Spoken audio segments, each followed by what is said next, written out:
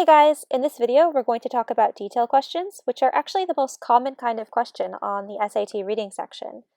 Basically, detail questions are exactly what they sound like. They ask you to answer a question about a very specific detail in the passage. So before we get started, if you guys have any questions, leave them in the comments, and don't forget to like and subscribe. Really quick, before we try this problem, I'm going to go over an example that sort of explains how the SAT expects you to read their passages. So say you have a passage with the line, Doug walked away from Jane crying. And we want to know exactly what kind of information we can take from this line. So say you have an answer A, Jane and Doug broke up. And we're looking at the line, Doug walked away from Jane crying. And of course, breaking up, that's a reason to cry. That makes perfect sense. But you're putting your own interpretation on it. It's not technically supported by the passage that says Doug walked away from Jane crying and nothing else. So we don't know they broke up. How could we possibly know? So A is out. B, Doug was cutting onions. Again, cutting onions is a perfectly reasonable reason to cry. I know I cry when I cut onions, but what onions? There are no onions mentioned in the passage. There are no onions mentioned in this line. So B cannot possibly be our answer because we're adding our own interpretation on the text. C, Doug was overwhelmed with happiness, and I'd say prove it. Again, he's walking away from Jane crying. We don't know if they're happy tears. We don't know if they're sad tears. All we know is that he's walking away from Jane crying. D, there were tears in Doug's eyes. So this is going to be our answer, tears. So when someone cries, that means that there are tears in their eyes. So tears in your eyes, it's literally equal to crying. We've just proven it mathematically. Look, there's the equation. D is our answer. So this really illustrates what the SAT is looking for from test takers. When you're reading, they want you to read critically. They want you to read for what's actually in the text. What does the text state?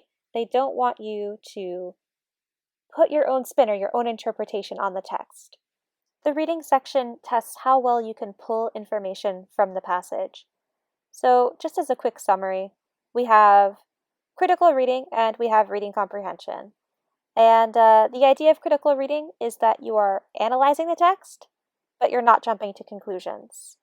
Reading comprehension requires you to read beyond the text and draw conclusions. And that's the kind of work that you're expected to do in basically every English class, right? You're reading for theme. This is what the author wrote, but what does the author truly mean? You're asked to read between the lines and interpret and put your own spin on things.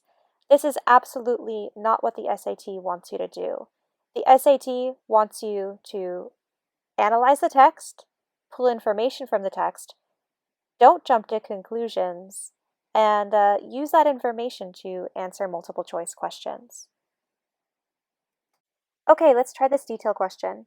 So the thing to keep in mind with detail questions is that the right answer is always either going to be basically stated exactly in the passage, so a direct quote from the passage, or it's going to be a paraphrase of some line in the passage. So you can always prove it to yourself. You can always prove that the right answer is the right answer by referencing just some specific line number.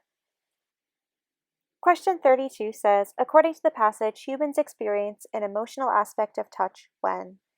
So the key idea here is emotional, an emotional aspect of touch. We're looking for something in the passage that mentions emotions. And it turns out that the only place in the entire passage that emotions are even mentioned is line 91.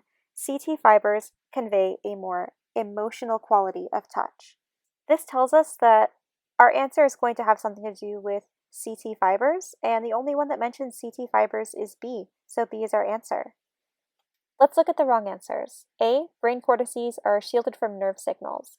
So there's nothing in the passage that connects emotions with brain cortices being shielded, so A is out.